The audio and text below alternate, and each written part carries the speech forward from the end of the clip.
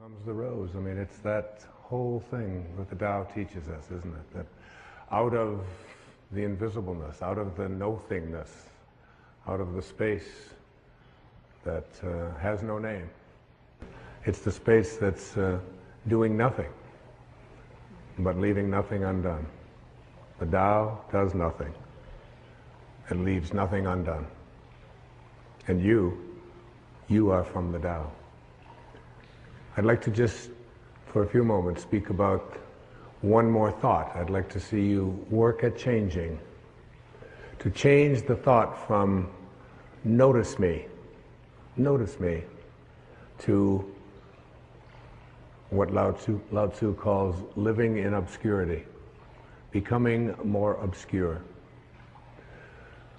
We live in a celebrity-obsessed world, don't we? Look at me. Notice me. The Tao teaches something completely the opposite.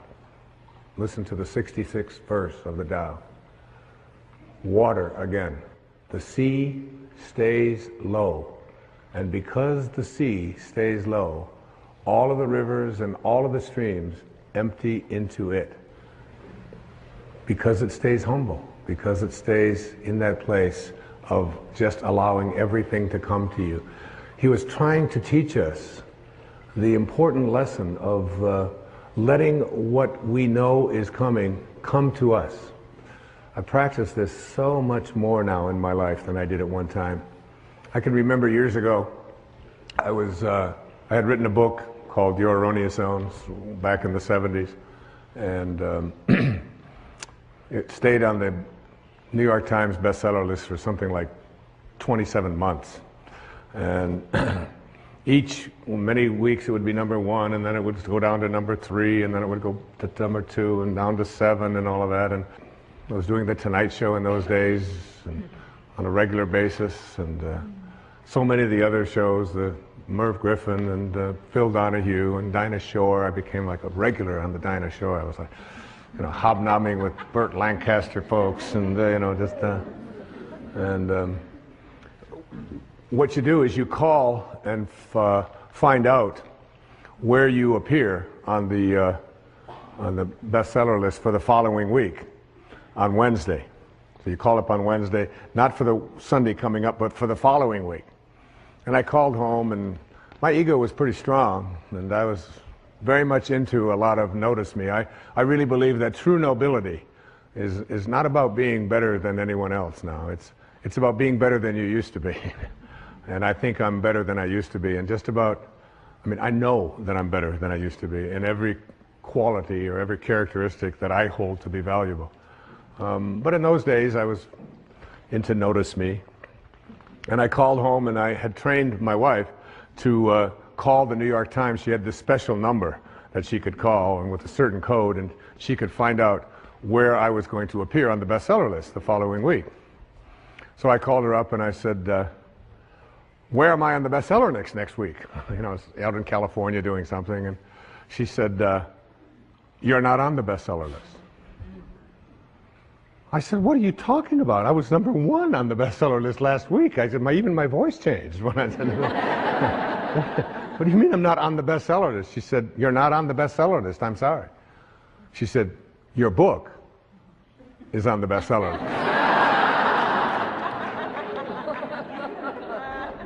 Big distinction there, isn't it? Between believing that this is me and recognizing that you can let go a little bit of that. Listen to verse 66 of the Tao. Why is the sea king of 100 streams? Because it lies below them.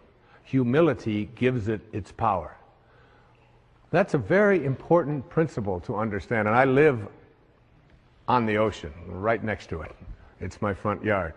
And always I watch it to learn something from this thing called the ocean, which is the most powerful source of life that we have on the planet. Without it, there's no life on this planet. And because it stays low, so what does this have to say to us? Do you have the capacity to get past that ego need to always be saying, notice me, look how important I am. I mean, there's been a proliferation of this lately with this celebrity silly stuff, isn't it? I mean, CNN is doing, you know, full hour shows on silly little things about what happened to this particular celebrity or what happened to that celebrity, and the celebrity's never even done anything. And it's, there's all of this talk about it. And all of the new magazines. I mean, and you go through an airport and you look on the newsstand and all the same photos, just with different magazines. I don't even know what the names of all of them are, but there's like this huge market now that we have for people to get into a state of notice me, notice me, notice me. And how much do we train our young people, particularly in our schools and so on, that the one who is the star is the one who gets the most attention. The one who is the most important and the most valuable is the one that has the most people liking them and so on. This constant obsession with needing to be noticed. When in fact, what I have found for myself is the happiest moments of my life are when I can do it low and slow and not have anybody out there even know what I'm doing. To be able to, I mean, Louise never would have advertised the fact of some of the things I talk about with her generosity. She does it anonymously. It's almost always done in those ways. No, look at me, look and notice me, how important I am and so on. So much to learn from that kind of wisdom, from that kind of inner connection to the Tao, the ability and the willingness to say, to do it anonymously, to say that you can just get done almost anything that you want to get done if you don't become obsessed with taking credit for it. Remember the movie The Magnificent Obsession? Yeah. The movie made back, I think, in the 50s. And it was really about what was the magnificent obsession. It was the ability to be able to give anonymously. What is Alcoholics Anonymous? It is everybody stays anonymous. Nobody has a title. There's not even anybody in charge. There's no leaders of this. There's no president. There's no vice president. There's no organization. It's just, here's a group of people who just want to help other people whose lives are out of control. So here's a meeting place. And you come and one day somebody will chair it, and then somebody else another day will chair it. And one of the things I've found when I attend one of these meetings is that I feel, you'll see so many people who are downtrodden, who feel as if their life has passed them by, who look like they don't have any teeth, they haven't shaved, they're dirty, they're God in disguise. Mother Teresa was asked the question about what she does when she was in Calcutta, and she said, every day, I see Jesus Christ in all of his distressing disguises. All of his distressing disguises. That you can see this source, you can see the Tao, you can see it when, particularly in those who are the most obscure, the most isolated from everyone else. And whenever I go to one of those meetings and I hear people get up and they tell their stories, I feel there's so much presence of the source, of God, of spirit, of Lao Tzu, of Tao, whatever you want to call it, in one of those meetings than I've ever felt in any church. I've never felt the presence of it more. And I encourage you, any of you watching this right now, go to one of those meetings. You don't have to be an alcoholic. You don't have to. I'm not an alcoholic. I don't call myself an alcoholic. I was never out of control. I drank, but I wasn't out of control. And but I still go to those meetings. I have people in my own family that have struggled with addiction, and I go with them, and I sit there and I listen to those stories, and I get shivers down my back when I think about how beautiful it is to be in the presence of people. All they want to do is help each other. There's a movie called My Name is Bill W. James Woods played it, James Garner is in it. And his life just got totally out of control with addictions, totally out of control. And then he went to he went to one of these meetings, and he began to realize, and he said, we can actually take these people, and all we have to do is love them. All we have to do is and he's so excited about the concept of being able to go out there and offer it. And I keep referring to Louise because she's such a hero to me. There was a time back in the 80s when our president wasn't even able to say the word AIDS, was he? I mean, he could come on. And here was this lady who, before this thing became the worldwide phenomenon that it is, was having meetings in her own house and bringing these people, these downtrodden people who had been labeled outcasts in society, and offering them a place to learn how to love each other and to care for each other. This was long before there was any celebrity status associated with trying to end this horrible crisis that our country has and our world has had.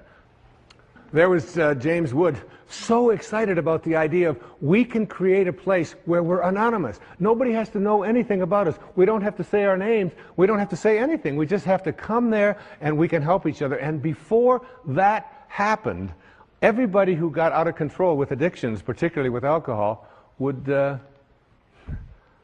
die. There was no cure. There was no cure. And where did they find their cure? They found it in being anonymous. They found it in being obscure. They found it in having no organization. They found it in having no elected representative. They found it in having no rules. There are no rules. You just come and we care. If you've been 1 day or 1 hour sober, or even if you're drunk, you come. We care about you. And you are not that alcohol. Who you are is this divine soul. In the 36th verse of the Tao Te Ching, it says, "The gentle outlast the strong. The obscure outlast the obvious." Try to become a little more obscure, a little less interfering, a little less notice me, a little less, one of the specific kinds of things that you can do is just as you're about, when somebody else is talking, just as you're about to interject what you've been thinking about for the whole time, waiting for them to stop talking, just stop and to bite your tongue and say, "Tell me more." Or, "That's very interesting. I have never heard that point of view before." Even if they totally, completely disagree with everything that you stand for, to be willing to listen, to be able to stop. Practice it. I practiced it when I did these verses of the Tao. I practiced it every single day while I was working on that. Just staying obscure. And for me, that's not always so easy because of just being recognized wherever I go. And if I saw someone who was about to recognize me, I would just put my head down. I would just walk a little bit past them like something. Right now, I just want to be anonymous. Right now, I want to be obscure. The Tao says, storms always end. Verse 23, fierce winds don't blow all morning. A downpour of rain doesn't last all day. Who does this? Heaven and earth.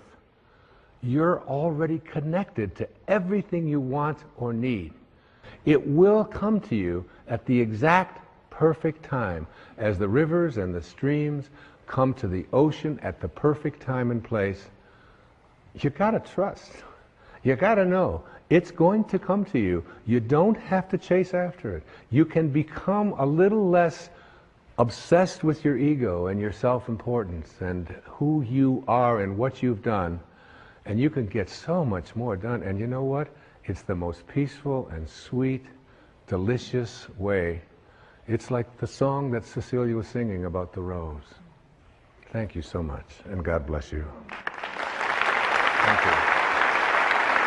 Thank you. Thank you very much. Thank you. Thank you.